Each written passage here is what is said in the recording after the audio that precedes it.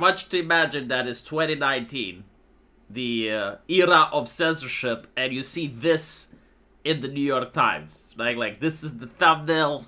You got Nick staying seriously and gawking at you. You're looking at him, he's gawking at you. And then you have this with Piers Morgan, uncensored. Got Tucker Carlson talking about people dancing during 9/11. And Piers is squinting his eyes, like trying to understand, trying to compile the information that's presented to him.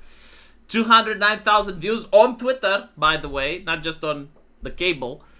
And then you have more. You have Fox News talking about crime statistics, talking about interracial violent crime. 2.2 million views, mainstream cable, right? And you have like the statistics. My God, with people like this, I'm going to be ran out of a business. Like, what will I talk about if they're literally stealing my talking points from 2018? And then you also have this interesting thing, which Elon Musk apparently replied. White people have a simple choice: be conquered, enslaved, or be called racist. Or you can reclaim your national identity and still be called racist. And Elon says yes. Alright, so obviously culture is changing. And the question is, are right-wingers going to manage to get the things that they want? And I honestly believe that it depends. On some issues, yes. On others, no. Like, for instance, on LGBT issues, I do believe that right-wingers are going to make headways.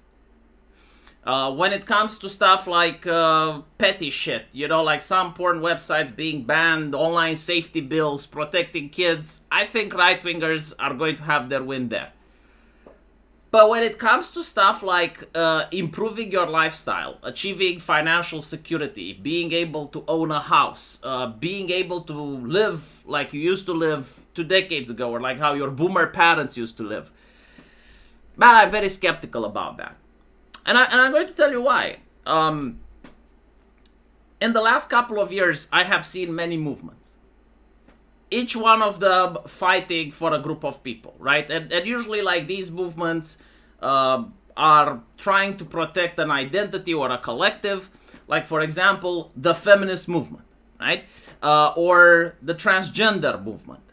Or Black Lives Matter. And what I've noticed is that when you have these groups, they receive overwhelming support. People donate to them.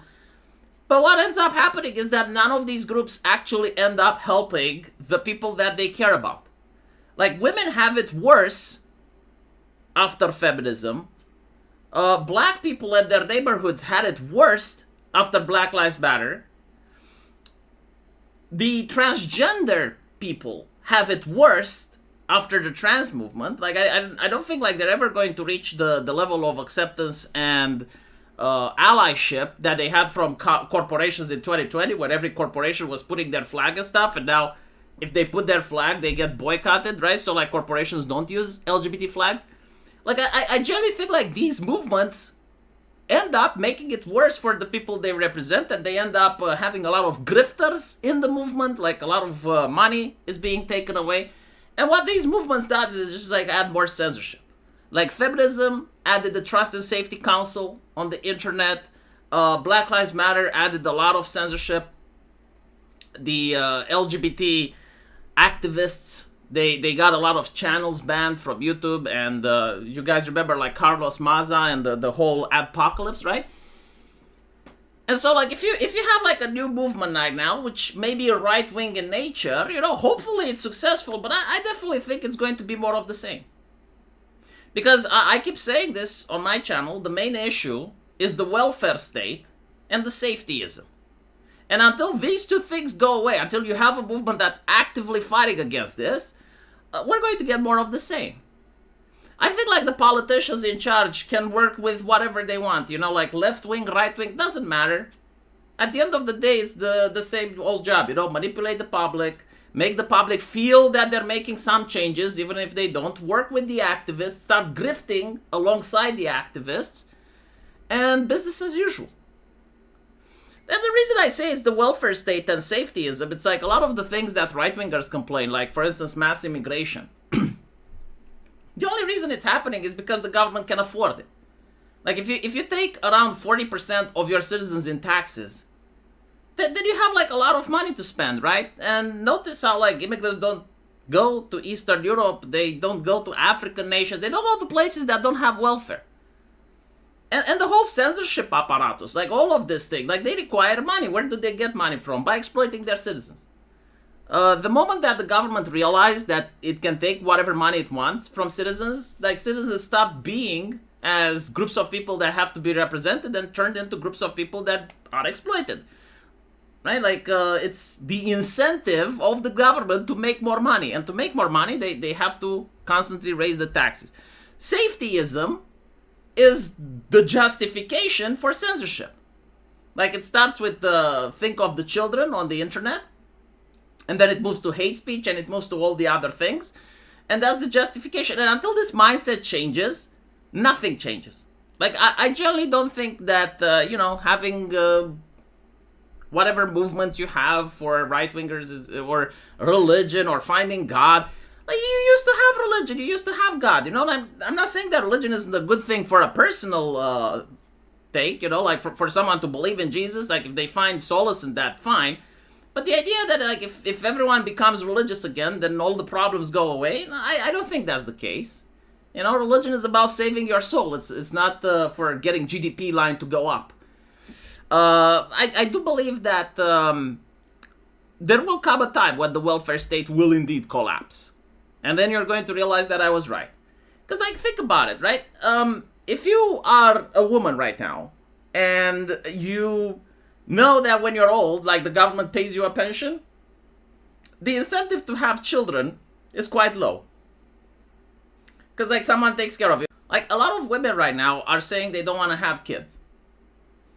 And the reason that they say that is because they know that when they go old, the government is going to pay for them, right? Like, they're going to receive a pension, which, of course, they pay taxes to get it. But still, like, that's what's going to happen. And if the government can't pay for them, they're going to get someone else's children from outside the nation to go in there and work for cheap so that the economy keeps pumping, right? Like the welfare state uber alles.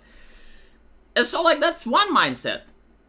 But what if that wasn't the case? And that wasn't the case a couple of decades ago, by the way. And you realize that if you go old and your parents are dead and everyone that you know is dead because they died of old age, there's no one to care for you. Like, you got absolutely nothing. And so, like, the incentive is to get married, have a lot of kids, and hopefully one of those kids is going to give a shit about grandma. And that's, like, the mentality that people used to have before the welfare state. And so, no, I genuinely think that the welfare state is the reason for all the evils that we have. And I don't believe that simply, like, changing the culture and changing ideology is going to bring us back to where we were before the price of eggs hit the all-time high. Also, I was actually arguing with someone saying that, contradicting me and saying that there's no more cancel culture and there's no point in talking about censorship and that I'm grifting. Right? Like, I'm a grifteur for raising the problem of cancel culture.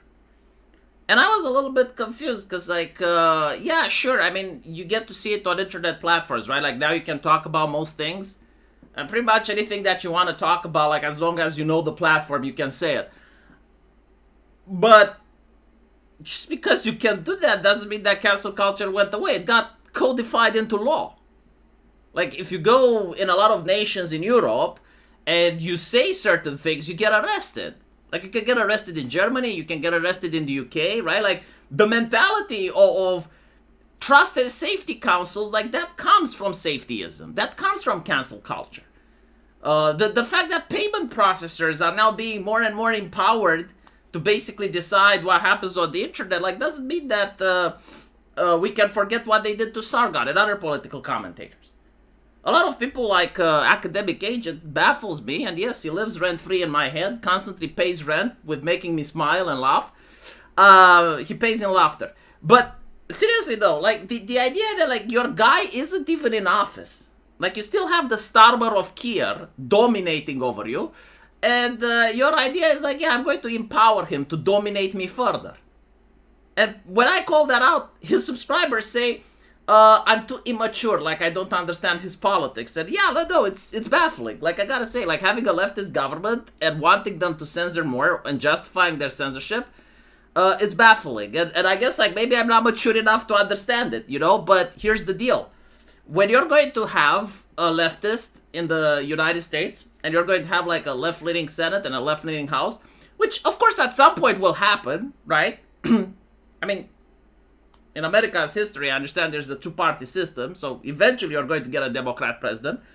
What do you think will happen when he works hand-in-hand with Australia, Canada, and the United Kingdom, which all now push for censorship laws and controlling the internet? Do you think cancel culture will go away? I personally don't think so. And supporting such a system and advocating for it is baffling, but I guess I'm too immature to understand. I think people will come up to my line of reasoning in a couple of years, right? Like, the moment you're going to have a leftist president in the White House, and it's going to happen, oh boy. A lot of individuals also think that the internet is now right-wing because all the leftists have went to Blue Sky. like there are people which only go on YouTube and only go on Twitter, right? So you have, like, this perception that the internet is right-wing. No, the internet is still a mental asylum. You just don't go to Reddit and you just don't go to Blue Sky. But those people exist and they're there, right?